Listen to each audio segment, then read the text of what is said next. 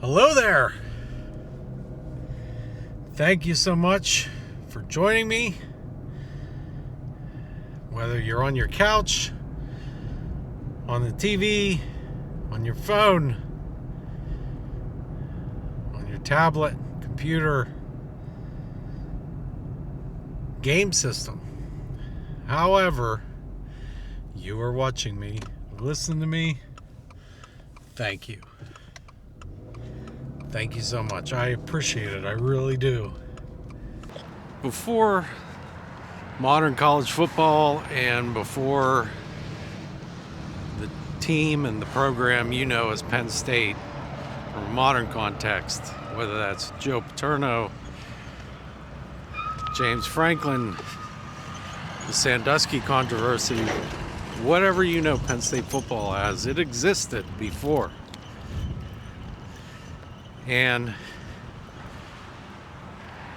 actually was known for a lot of different things other than national championships, things of that nature. But one thing they were known about is a little bit of a controversy that happened in 1946 and contributed to the adoption of a current cheer that you may hear anytime you see two Penn State fans out and about and they see each other in a place like Disney World or somewhere else.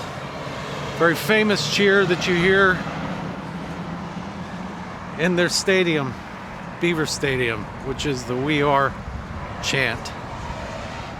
In 1946, there were two African American players on the team, Wally Triplett, Dennis Hoggard. And the team was scheduled to play the University of Miami that season. And University of Miami contacted Penn State because they engaged in segregation. They were asked to leave these two players at home. So, football team called a meeting, and that meeting went something like this.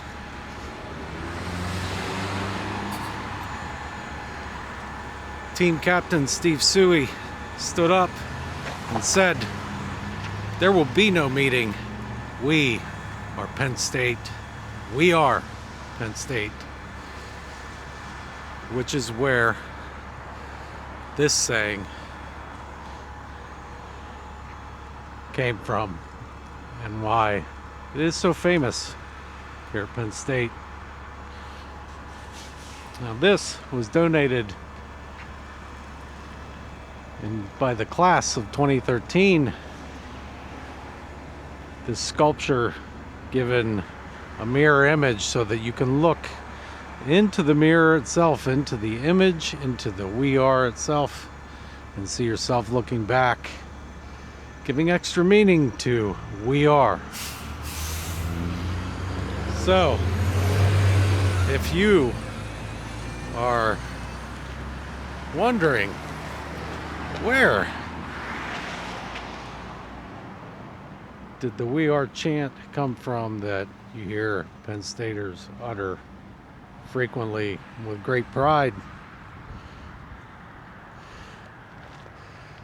this is the story of where it came from.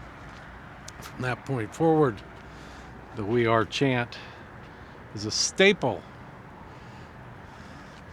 of Penn State pride in all sports. Now, this continued later, 2 years later, when Penn State was invited to the Cotton Bowl in Texas to play Southern Methodist University, or SMU as it's known now. And the same thing happened. Cotton Bowl, because segregation was a thing very strongly practiced in the South, and was very strongly practiced in Texas at the time. Cotton Bowl asked Penn State to leave these players behind. Penn State refused. So they played in the game anyways with Triplett and Hoggard. Regardless of the segregation, and that action left a legacy, as that was largely the last time where such a thing was asked of a team in college football. So Penn State not only has its success stories, it also has its history-making stories. It's groundbreaking, and one of those is the story of when they refused the practice of segregation and changed college football forever. Now, what is significant about all of this, besides the segregation angle of it, which is really the story? The fact that the Penn State football team decided not to play in that game, and Captain Steve Suey and the rest of the team, all white, decided that for those two players they were not going to play because of segregation and because they were standing up for their teammates. In the bowl game, when they refused again to attend and play in the bowl game without their teammates, and they showed up anyways and their teammates played. By the way, Wally Triplett had one heck of a great game. He actually scored the tying touchdown in the game. Wally Triplett, as a player, was the first African American football player to be drafted in the NFL that saw any kind of significant playing time in his first year.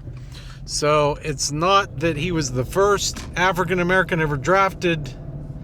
It's not that he was the first African American player to ever play, but he was the first African American player to be drafted. And the year he was drafted, there were 3 total African American players drafted in the NFL.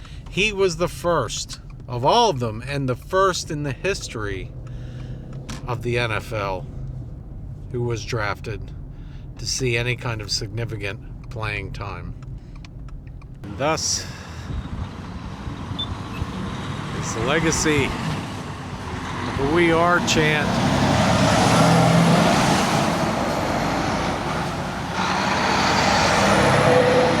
The story of the "We Are" sculpture comes to Penn State, and what that means for Penn Staters and where it came from. Thanks so much for joining me. Dreams, grass, and churros.